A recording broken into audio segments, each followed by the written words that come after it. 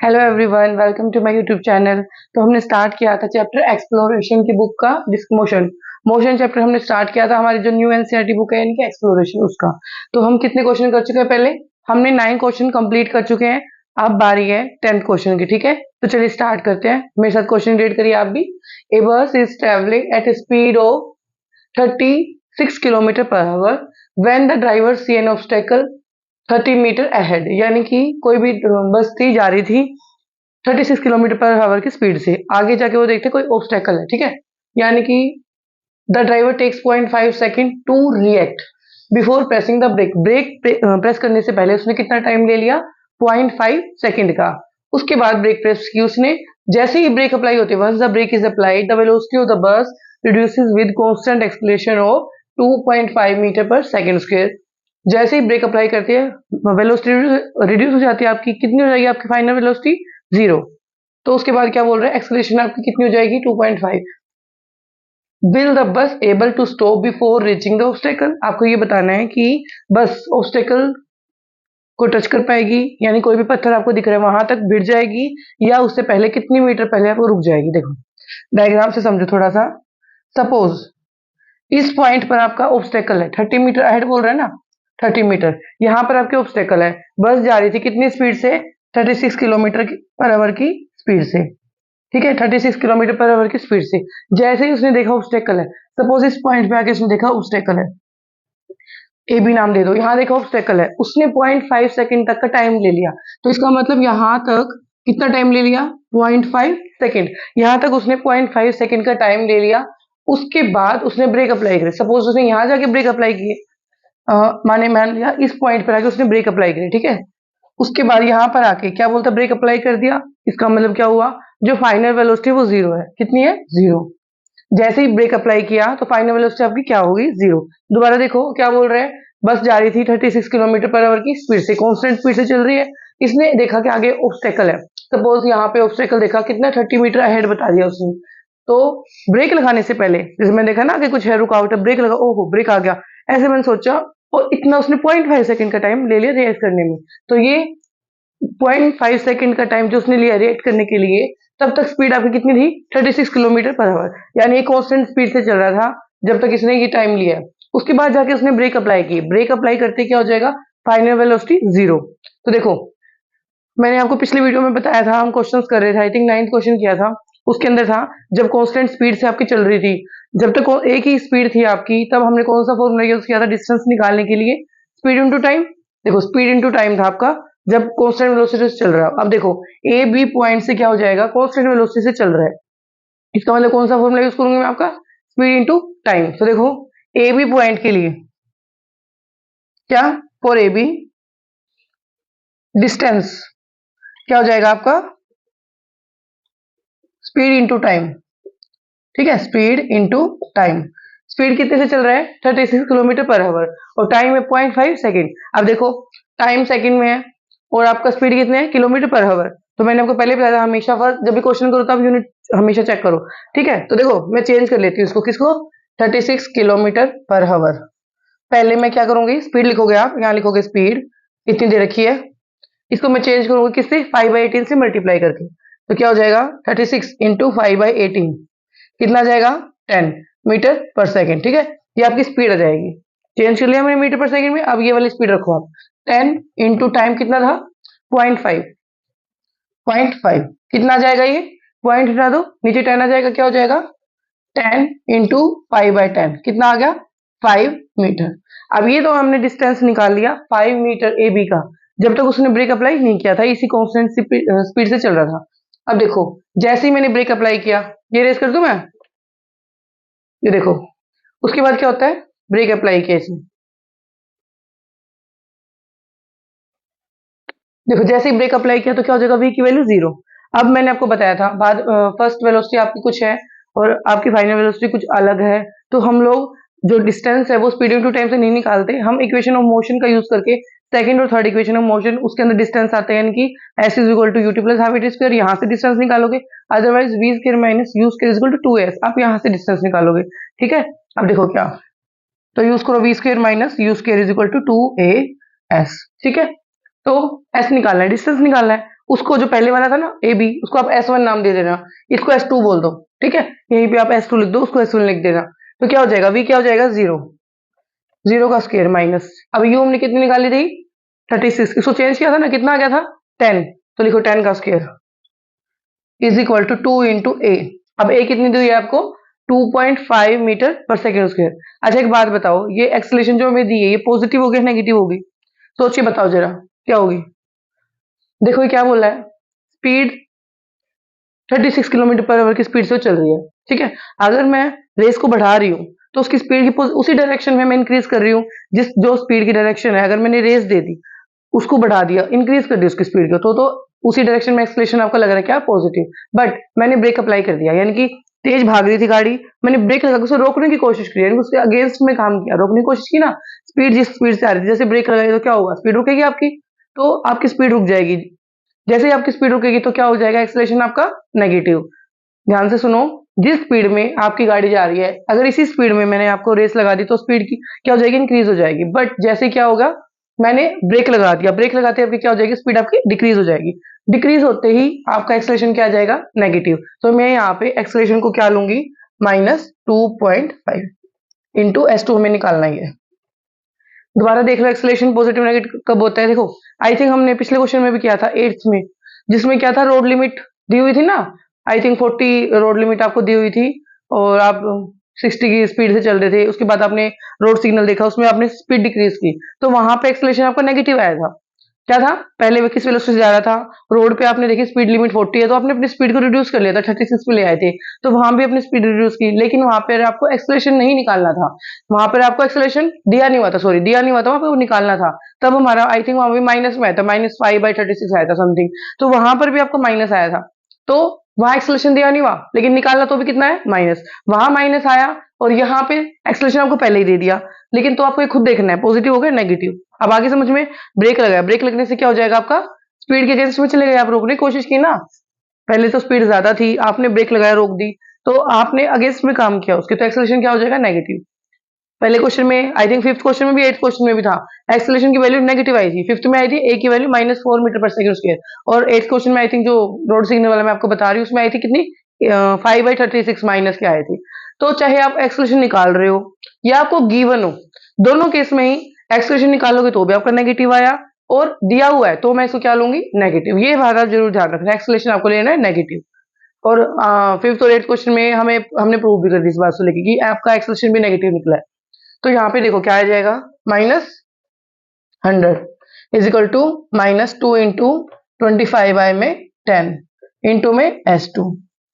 अब कितना आ जाएगा बताओ मुझे सोल्व करके, यहाँ से 2 5 जा कट जाएगा, 5 5 जा कट जाएगा, ठीक है। तो यहाँ पे लिख रही हूँ, माइनस से आपका माइनस कैंसिल हो जाएगा, यहाँ पर 100 है, क्या है 100, यहाँ पर S2 के साथ क्या आया, 5 मल्टीप्लाई में आया, कितना आया 5, तो यहाँ पर अगर मल्टीप्लाई में है तो यहाँ पर आके क्या हो जाएगा, डिवाइड में हो जाएगा। अगर कोई टर्म इक्वल टू से उधर मल्टीप्लाई में है तो इधर आके डिवाइड में जाती है, और वहां से डिवाइड में तो यहाँ पे मल्टीप्लाई, ठीक है। प्लस माइनस का अपोजिट होता है, और मल्टीप्लाई और डिवीजन का अलग होता है। अब देखो S2 कितना आ गया, यहाँ से हमारा 20 मीटर, कितना आ गया 20 मीटर। अब देखो S1 कितना निकाला था हमने, S1 की वैल्यू कितनी आई थी बताओ, देखो S1 की वैल्यू क्या आई थी, 5 मीटर। तो देखो टोटल डिस्टेंस निकालो, total distance S is equal to S1 plus S2। Total distance 5 आया था S1 का, 5 प्लस 20 कितना आ जाएगा, 25 मीटर। ये आपका डिस्टेंस आया, यानी ये आपका 30 मीटर पे ऑब्स्टेकल था, इसका मतलब यहाँ कहीं 25 मीटर के आसपास आके इसने ब्रेक लगा दिए होंगे, ठीक है। इसका मतलब आपकी टक्कर नहीं हुई, टक्कर होने से बच गई आपकी, ठीक है। तो ये 30 मीटर सिर्फ आपको क्वेश्चन में यूज नहीं आएगा, जस्ट आपको ये बताने के लिए यूज किया गया था कि इतने मीटर पे आपका ऑब्स्टेकल है, कहाँ तक रुकेगी, तो हमें पता चल गया 25 तक रुकेगी, यानी यहाँ तक ऑलमोस्ट रुक जाएगा आपका भिड़ने से पहले, ठीक है। आई होप आपको क्वेश्चन समझ में आ गया होगा। देखो एक्सेलरेशन की वैल्यू हमेशा ध्यान रखना, जब भी स्पीड को आप बढ़ा रहे हो, उसी डायरेक्शन में अगर आप जिस जिस डायरेक्शन में स्पीड है, उसी डायरेक्शन में अगर आप बढ़ा रहे हो आपकी वेलोसिटी को, तो आपकी एक्सेलरेशन पॉजिटिव आएगी, अगर अगेंस्ट डायरेक्शन में तो नेगेटिव आएगी, ठीक है। तो चलिए नेक्स्ट क्वेश्चन लिखते हैं।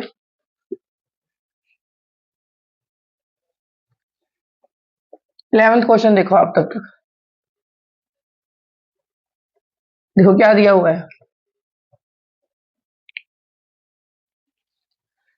11th क्वेश्चन है, student said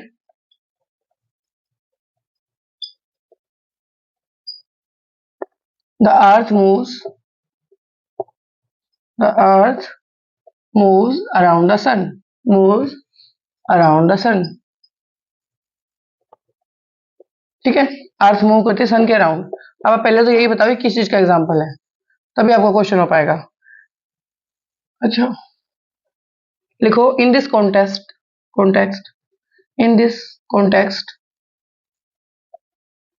discuss whether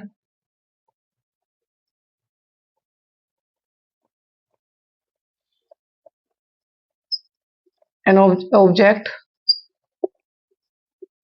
kept on the earth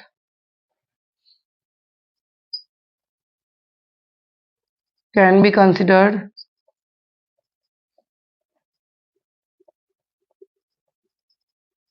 to be rest।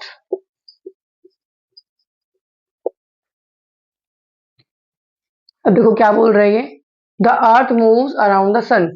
इसमें आप बताओगे कि जो ऑब्जेक्ट अगर मैं अर्थ पे रखूं तो क्या उसको रेस्ट पे कंसिडर कर सकते हैं। देखो ये किसका एग्जांपल है, हमने पढ़ा था यूनिफॉर्म सर्कुलर मोशन।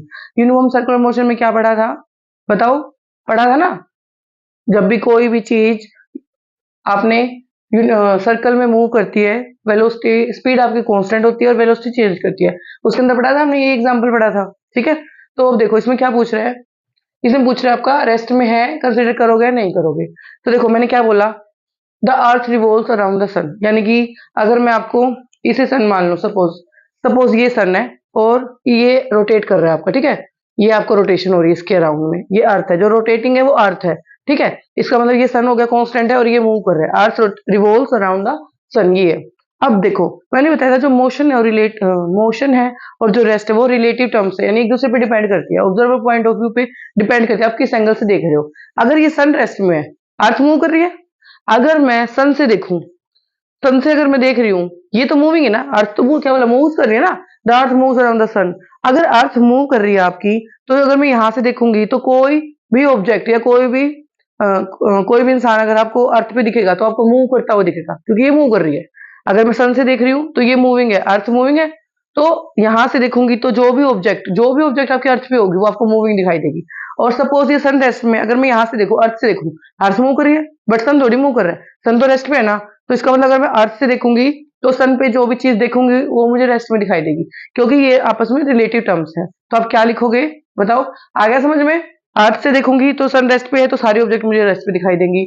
अगर मैं सन से देखूंगी, अर्थ के ऊपर जितनी भी ऑब्जेक्ट, अर्थ मूविंग है तो सारी चीजें मुझे मूविंग दिखाई देंगी। ठीक है, तो आंसर लिखो, तो क्या लिखोगे,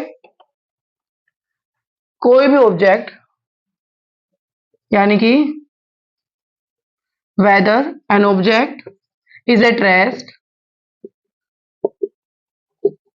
और इन मोशन।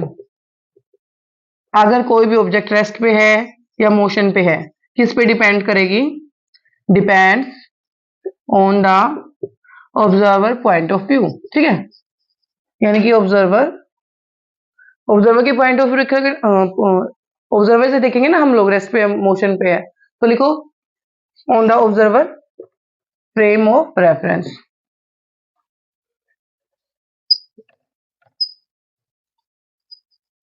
ठीक है, तो बताओ आप मुझे, विद रिस्पेक्ट टू अर्थ क्या होगा, अर्थ से देखेंगे हम, क्या दिखाई देगी हमें, बताओ, विद रिस्पेक्ट, बोलो खुद बताओ अब तो, to the earth.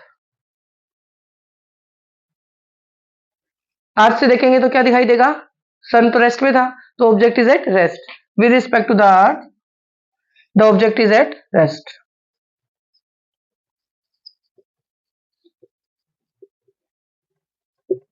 And with respect to the सन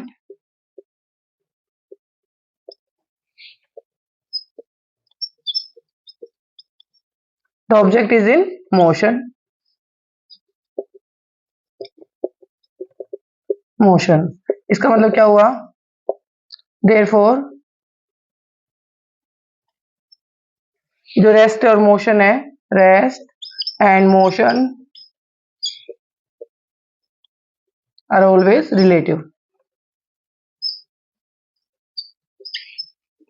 ये रिलेटिव टर्म है, एब्सोल्यूट नहीं है, रिलेटिव नॉट एब्सोल्यूट। ठीक है, आ गया समझ में? ठीक है, यानी कि रेस्ट में, कोई भी बॉडी रेस्ट में या मोशन में तो आप ऑब्जर्वर के पॉइंट ऑफ व्यू से देखोगे। तो चलिए नेक्स्ट क्वेश्चन देखते हैं।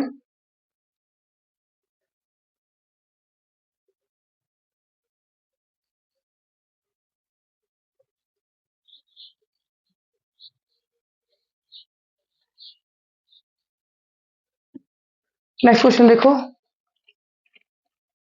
12th question. देखो आपको वेलोसिटी टाइम ग्राफ दे रखा है, velocity time graph for a cyclist is shown. अभी आपका ग्राफ बनाऊंगे। Shade the area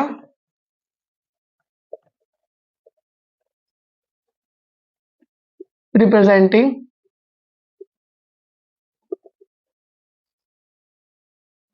the displacement of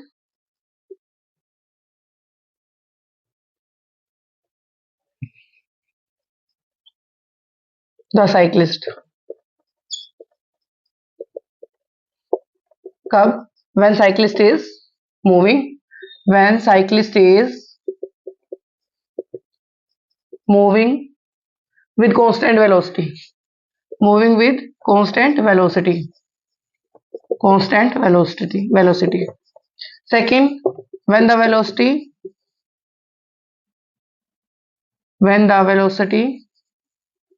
of cyclist is decreasing। ठीक है, उसके बाद कह रहा है क्या? Also calculate the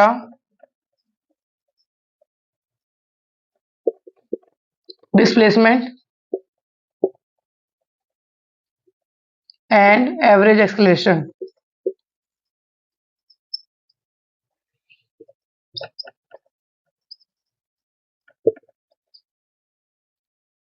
from 0 to 120 time interval. ठीक है,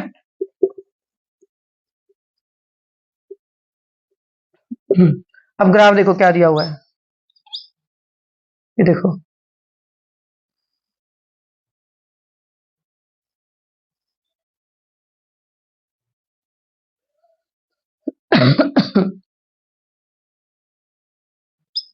यहाँ पर आपको 100 और टोटल दिया हुआ है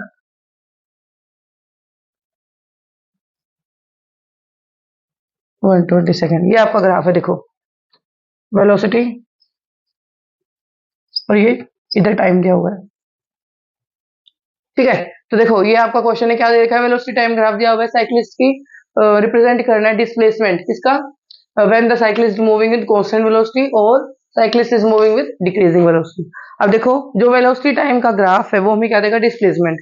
या आप डिस्टेंस भी लिख सकते हो, डिस्प्लेसमेंट। ठीक है, कुछ भी गलत नहीं आपका, दोनों एक ही बात है, क्योंकि हम डायरेक्शन की बात नहीं करें। जैसे डायरेक्शन की बात करेंगे तो डिस्टेंस और डिस्प्लेसमेंट अलग हो जाएंगे। तो यानी वेलोसिटी टाइम ग्राफ आपको क्या देगा? डिस्प्लेसमेंट या डिस्टेंस। तो क्या पूछ रहे हैं हमें? क्या निकालना है? डिस्प्लेसमेंट ही पूछी है। जब cyclist is moving with, shade करना है इस एरिया को, कांस्टेंट वेलोसिटी। अब आप बताओ, देखो यहाँ 0 थी, वेलोसिटी कहां तक आ गई? 3 तक। ये इंक्रीज की वेलोसिटी, उसके बाद 3 वेलोसिटी रही, यह आपकी कांस्टेंट हो जाएगी। उसके बाद क्या हो जाएगी? नीचे आ रही है वापस, डिक्रीज करिए, पहले 3 पे थी अब 2 पे आ गई। तो क्या हो रहा है? क्या पूछा इसने? शेड करना वो एरिया जहां पर आपकी वेलोसिटी क्या है? कांस्टेंट वेलोसिटी से मूव कर रहा है। बताओ कौन से पोर्शन में आपका कांस्टेंट है? ये दिख रहा है आपको, ये वाला, ये ये कांस्टेंट वेलोसिटी है। तो फर्स्ट में क्या करोगे? फर्स्ट क्वेश्चन में आप ग्राफ ड्रॉ करोगे दोबारा, और जो ये एरिया है ना आपका, ये वाला, इसको आप शेड कर दोगे। ठीक है, इसको आपको शेड करना है, बस ये आपका आंसर है। ठीक है, उसके बाद सेकंड में क्या पूछ रहे हैं? जब velocity of cyclist is decreasing, जब वेलोसिटी डिक्रीज कर रही है आपकी, ये देखो यहाँ डिक्रीज कर रही है ना, तो क्या करोगे? दोबारा ग्राफ बनाओगे, डिक्रीज कर रही है, यहाँ डॉटेड लाइन मिलाओगे नीचे तक, और ये एरिया को शेड कर दोगे, बस आपको यही पूछा हुआ है। उसके बाद पूछ देखो, आल्सो कैलकुलेट डिस्प्लेसमेंट। अब वेलोसिटी टाइम ग्राफ डिस्प्लेसमेंट ही देगा, अब डिस्प्लेसमेंट निकालेंगे और एवरेज एक्सेलरेशन निकालेंगे। ठीक है, अब देखो यहाँ है करने का काम आपका। ठीक है, अच्छा ग्राफ तो चाहिए था ना, ये देखो यहाँ 3 था, यहाँ पर जहां तक डिक्रीज होगी 2 था। अब देखो मुझे क्या निकालना है? डिस्प्लेसमेंट। तो वेलोसिटी टाइम ग्राफ हमेशा वेलोसिटी टाइम का जो ग्राफ है under graph under the area हमें डिस्प्लेसमेंट देता है। तो हमने जो इक्वेशन ऑफ मोशन डिराइव करने देखी थी उसमें भी यही था। अब मैं क्या करूंगी, इसको 3 पार्ट्स में डिवाइड कर लूंगी, ठीक है। क्या, ए बी सी और D, A B C D मैंने इसको नाम दे दिए। अब एक्स एक्सिस पे इसको ड्रॉ करो, यहां तक था 20। ये देखो, ये आपको क्या दिखाई दे रही है बताओ। मैं ये एरिया निकाल लूंगी, उसके बाद मैं ये वाला एरिया अलग से निकाल लूंगी, ये, और उसके बाद ये वाला एरिया, ठीक है। और तीनों को मैं प्लस कर दूंगी, ये निकालूंगी, ठीक है। ये क्या दिख रही है आपको, ट्रायंगल। इसका मतलब पहले हम निकालेंगे ट्रायंगल का एरिया, उसके बाद ये रेक्टेंगल, रेक्टेंगल का एरिया, उसके बाद ये ट्रेपेजियम। तीनों का एरिया निकाल के तीनों को प्लस कर देंगे, हमारी डिस्प्लेसमेंट आ जाएगी, ठीक है। तो देखो फर्स्ट पार्ट में क्या कर रहे हैं, एरिया A1 निकाल रहे हैं। ट्रायंगल का एरिया कितना होता है बताओ, half base into height, 1/2 into base into height. अब बेस कितना हो जाएगा आपका, ये देखो ये बेस है और ये हाइट है। हाइट तो क्या यहाँ तक, यहाँ से यहाँ तक कितनी है 3, और बेस कितना है 20, 0 से 20 है ना, तो 20। तो 1/2 बेस है आपका 20 इंटू में हाइट कितनी है 3, कितना आ जाएगा 30 आ जाएगा आपका एरिया।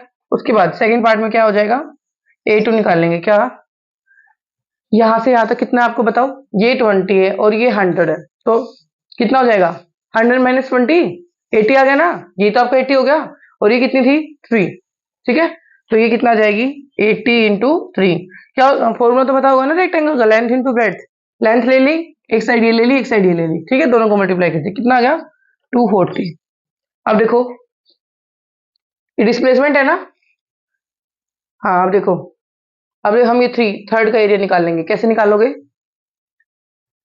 ये कितनी है आपको देखो, ट्रेपेजियम है। क्या उस फॉर्मूला, पहले तो मुझे ट्रेपेजियम के एरिया का फॉर्मूला बताओ। A3 निकाल लेंगे। क्या, ट्रेपेजियम का एरिया, एरिया ऑफ ट्रेपेजियम, बताओ फॉर्मूला बताओ मुझे पहले इसका। क्या होता है 1/2 इंटू बेस इंटू हाइट, ये होता है क्या, ट्रायंगल का होता है। तो बताओ क्या होता है, जल्दी बताओ। 1/2 सम ऑफ पैरेलल साइड, क्या 1/2 into sum of parallel sides, और इंटू में हाइट, इंटू में हाइट, ये आपका ट्रेपेजियम का एरिया होता है। अब देखो पैरेलल साइड देखो, ये आपका ट्रेपेजियम है ये वाला, इसमें आपको पैरेलल साइड्स कहां दिखाई दे रही है, ये देखो ये दिख रही है, ये इसके पैरेलल है, ये दो आपके पैरेलल साइड्स हो गई। इनका sum of parallel side into height, height ये तो मुझे पता ही नहीं इनके बीच की हाइट, ये तो, लेकिन ये तो पता है ना ये कितनी है, 100 से 120, 20 आ गई, ये मुझे पता है। ये पैरेलल साइड्स होगी और इनके बीच की हाइट होगी, ठीक है। अब देखो क्या हो जाएगा, सम ऑफ पैरेलल साइड्स कितना हो जाएगा 1/2 इंटू कितनी है बताओ मुझे, पैरेलल साइड कितनी, ये कितनी है यहाँ तक 2, और ये कितनी है 3, तो 2 + 3, 2 + 3 इंटू में हाइट, हाइट कितनी है ये 100 से 120 कितना हो जाएगा 20 इंटू 20, बताओ क्या आ जाएगा 1/2 इंटू 5 इंटू 20, कितना आ जाएगा 50, 50 मीटर आ जाएगा आपका। तो क्या पूछी थी, डिस्प्लेसमेंट पूछा था ना, इन तीनों को प्लस कर दो, इन तीनों को प्लस करो, कितना आ जाएगा 30, 240 और 50, बताओ इन तीनों को प्लस कर लेना, आपकी क्या आ जाएगी डिस्प्लेसमेंट, ठीक है। लिख देना 30 + 240 और 50, इनको तीनों को प्लस करना, कितना कितना आ जाएगा आंसर लिख देना। उसके बाद क्या पूछा है, एवरेज डिस्प्लेसमेंट, क्या पूछा है, डिस्प्लेसमेंट तो होगी, क्या पूछा था क्वेश्चन में, एवरेज एक्सलेशन,